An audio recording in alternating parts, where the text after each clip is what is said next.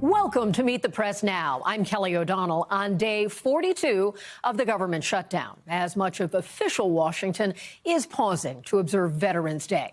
But the federal government is now one step closer to reopening after last night when the Senate passed a bipartisan deal to end the shutdown with exactly the 60 votes needed.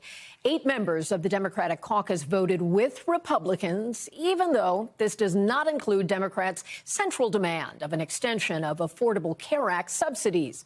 Those members defending their votes. If the battle plan isn't working, you change the battle plan. You try another tactic. We got a deal. It was the only deal on the table. What happened over the last 40 days is we crystallized the fight about health care for the American people and made it clear who's holding that up. Are you concerned now that the government is reopened that these ACA subsidies may not be extended? Absolutely. It's entirely possible. But right now with the shutdown, we're not getting either. And now it's on to the House, whose members are making their way back to Washington after more than a month of being out of session for an expected vote that's scheduled tomorrow. Now, the bill is expected to pass in the House, where Republicans hold a thin majority, but it is not a sure thing. Yesterday, President Trump did signal his support for the deal. Based on everything I'm hearing, they haven't changed anything, and we have support from enough Democrats. And we're going to be opening up our country to abide by the deal. The deal is very good. House Minority Leader Hakeem Jeffries opposes the bill and is encouraging his members to vote no, calling on Democrats to continue to wage the fight over health care costs. Here was Leader Jeffries earlier today. The Affordable Care Act tax credits expire. And dozens of House Republicans have been claiming over the last few weeks that they know that is something that needs to be addressed. And now we're going to have to see some action, or whether it was just talk from these House Republicans, because Democrats are going to continue to stay in the arena as it relates to dealing with the health care crisis that Republicans have visited on the American people. But right now, it remains unclear if any bill on ACA subsidies will be brought to a vote in the House. Yesterday, Speaker of the House, Mike Johnson, who holds the power to make that decision, would not guarantee that one would be taken. So you're not committing to bringing up a bill that deals with the Obamacare subsidies before they expire? I'm not committing to it or not committing to it. What I'm saying is that we do a deliberative process. That's the way this always works, and we have to have time to do that, and we will in a bipartisan fashion. And joining me now is our team of NBC reporters, including those who've been on the 42 days of this beat on Capitol Hill. Melanie Zanona is there for us. Gabe Gutierrez is at the White House.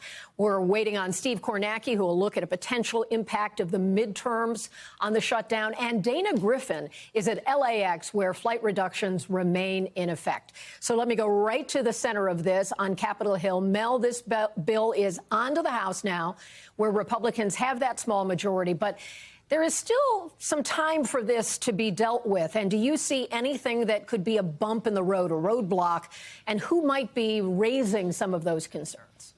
Yeah, well, Republican leadership is very confident right now that they will be able to pass this bill, especially because it has President Donald Trump's blessing. So we've actually seen some hardline conservatives who typically would hate these kinds of spending deals actually come out in support of it. But that being said, Kelly, the vote is expected to be tight because the margins in the House are already so narrow.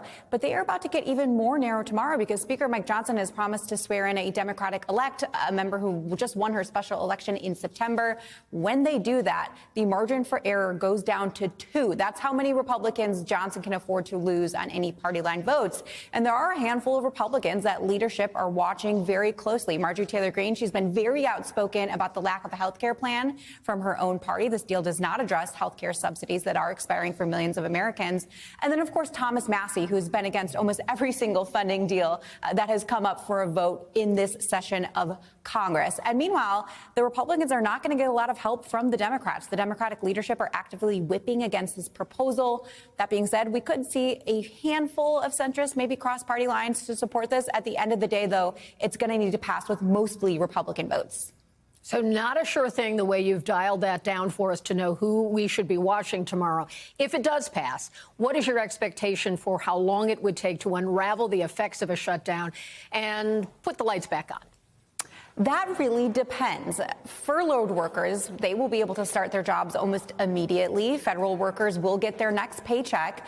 But in terms of back pay, for example, that's going to take some time to process, even though it was guaranteed underneath this deal. And then when it comes to air travel, those flight cuts that were put in place this week were already baked into the airline's schedule. So that's going to take some time to reverse as well.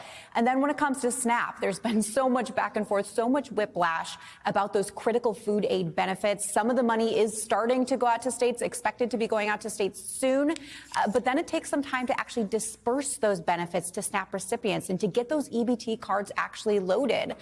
So really, it's not as simple as just turning a faucet off and on. And meanwhile, there are also long-term consequences of the shutdown as well, with estimates that it could cost the economy as much as $7 to $14 billion because of the shutdown.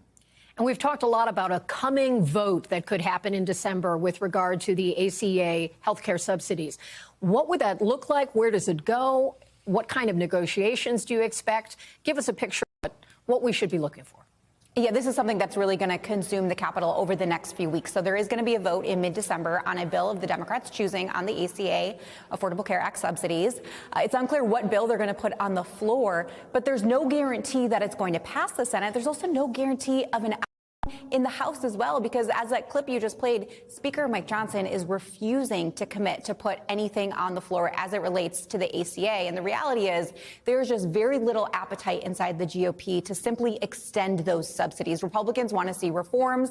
They want to see changes to the income requirements or the eligibility requirements.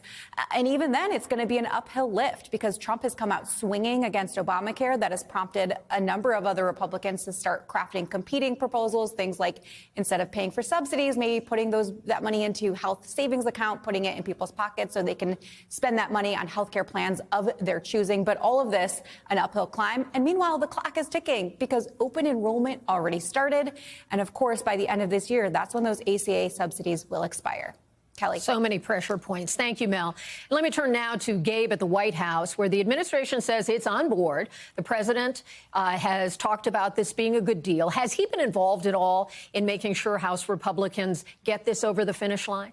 Well, Kelly, from the White House officials I've been speaking with, at this point, the president seems to be staying out of any House drama at this point. He seems very satisfied with the deal that was struck in the Senate. And as you said, the president has said that he will abide by the terms of this deal. Notably, though, according to a senior White House official, the president is not ruling out extending those ACA subsidies moving forward, at least at this point. As you were talking about with Mel right there, he has railed repeatedly against Obamacare. But right now, the White House seems to be, in a way, taking a victory lap, thinking that it was the Democrats who caved here, Kelly.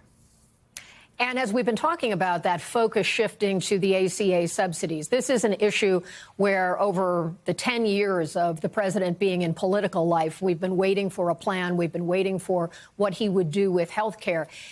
Is he prepared at this point to adjust his message, or is that why you think maybe an extension is within reach at this point? Well, at this point with the extension, he has been hearing from, even some Republican members in terms of the cost of health care, although he did slam Marjorie Taylor Greene yesterday, saying that she had lost her way. But the president has been taking a closer look and kind of reshaping his message a bit after last week's elections where Democrats did so well. He's even talking about those $2,000 rebates when it comes to tariffs, a message that he has been pushing in the last couple of days. Here's what he said yesterday in the Oval Office with regards to those $2,000 rebates. Let's listen. We want a healthcare system where we pay the money to the people instead of the insurance companies. And I tell you, we're going to be working on that very hard over the next short period of time, where the people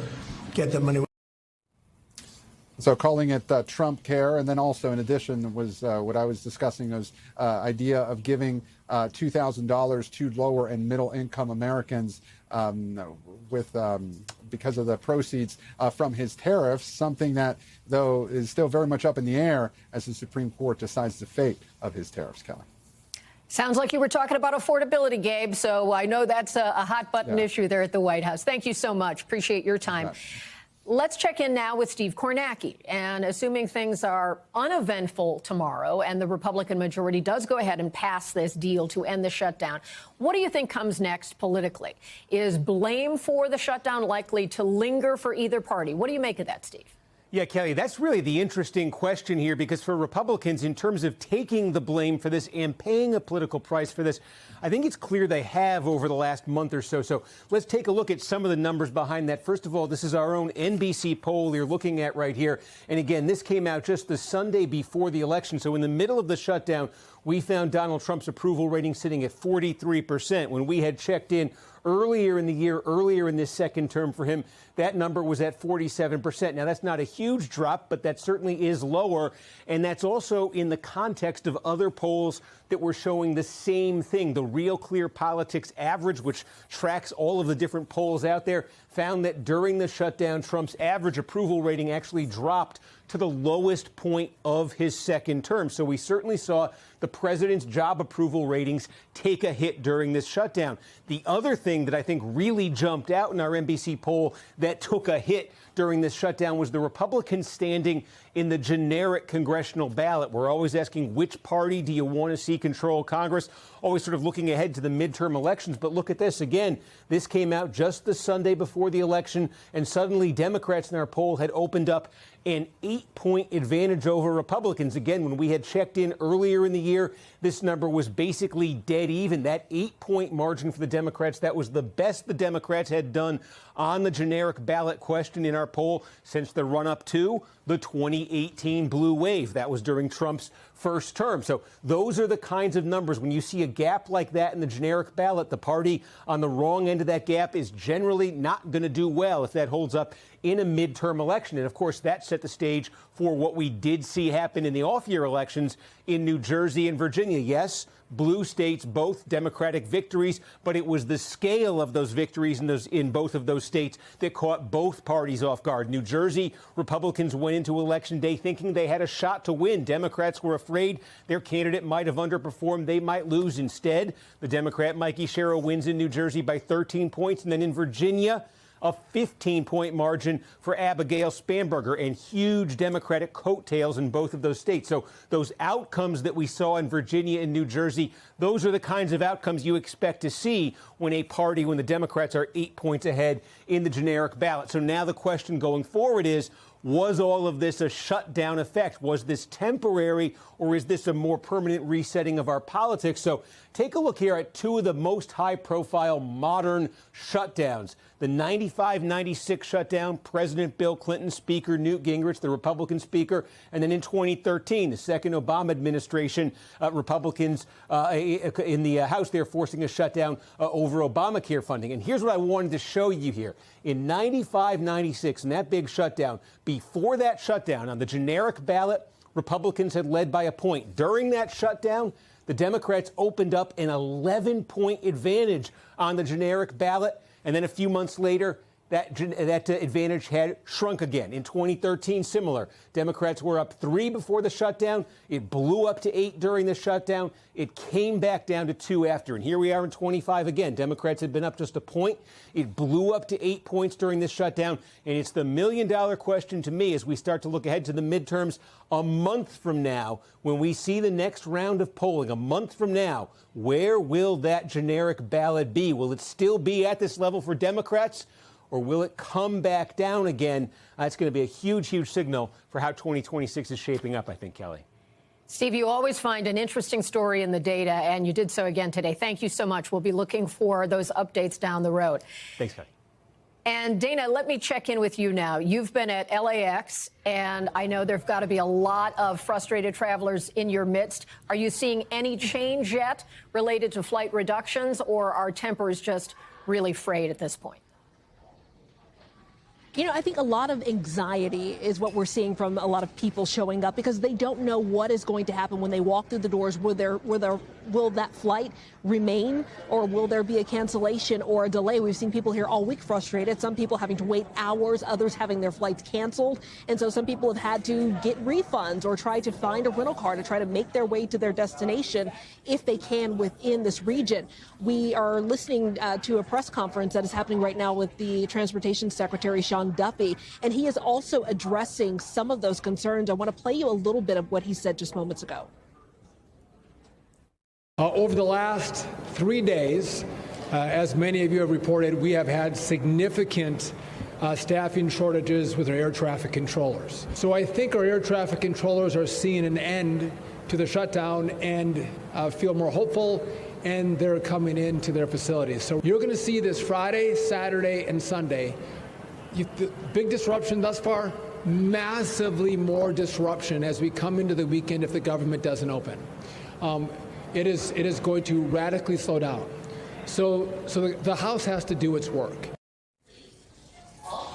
The House has to do its work, and he's also bringing up what could happen if that does not happen. He even pointed to airlines possibly having to make tough decisions on whether or not they ground some of their planes. That remains to be seen. Right now, those flight restrictions remain at 6% across the nation and is expected to increase if the government remains shut down. He says that they will not lift those restrictions until they see the data, because he's pointed to runway incursions, he's pointed to communication, he's pointed to staffing issues, and he says that is going to be the key to getting the flights back to normal, so to speak. So for people who are wondering what is going to happen, he couldn't really tell us. He says he doesn't have a magic ball to really say when those flights will return to normal and what will happen next. It's dependent on what the vote on the government shutdown vote, what happens there, and if you have enough of those air traffic controllers that return to work to make sure that we have enough people to